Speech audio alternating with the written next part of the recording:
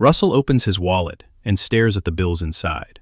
It's Friday, payday, yet somehow his money feels lighter than last month. The groceries he bought last week barely fill the basket today. Rent notices are higher. Even the bus fare went up. His salary hasn't changed, but somehow life has. He shakes his head. Something isn't adding up. How can the same money buy less stuff? He remembers the loaf of bread he bought 6 months ago.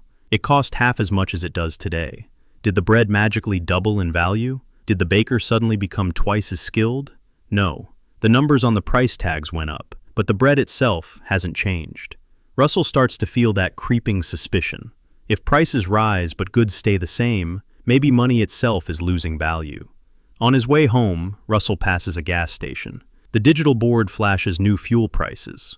Again. It seems to happen every week. He pulls out his phone and searches one word: inflation.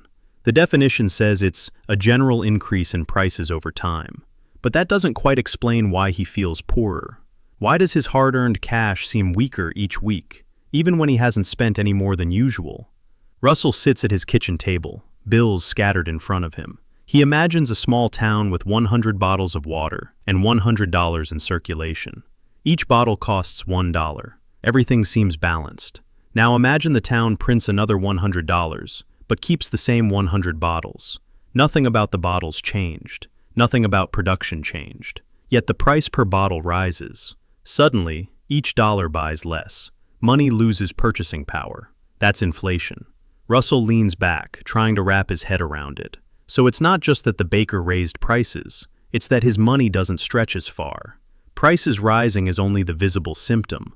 The invisible culprit is money losing value. But why does this happen? Why does it feel like prices never fall, only rise? Russell's research leads him to 3 main causes. First, demand-pull inflation.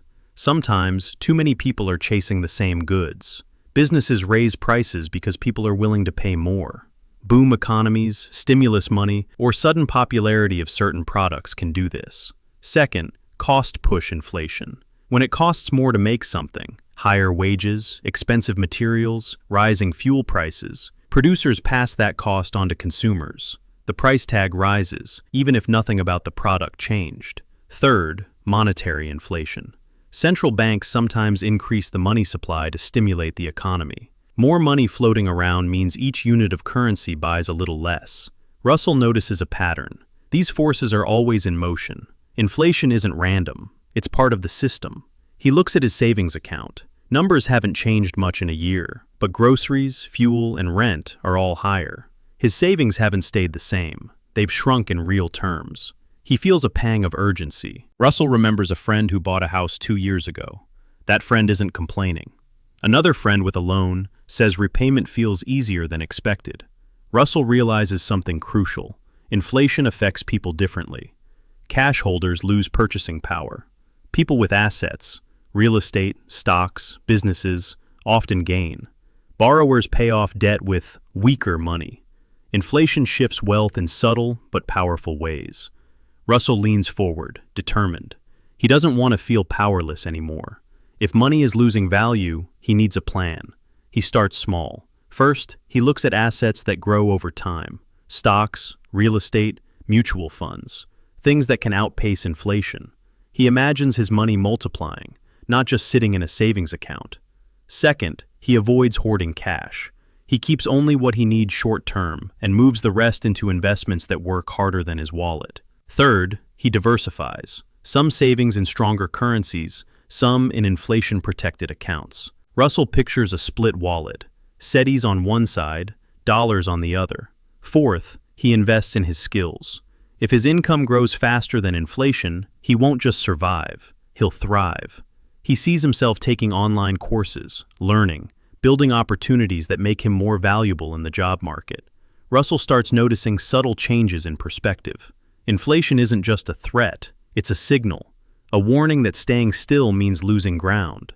But moving strategically means gaining. The next week, Russell visits the grocery store again. Prices haven't dropped, but this time, he feels calm. He knows what's happening and why.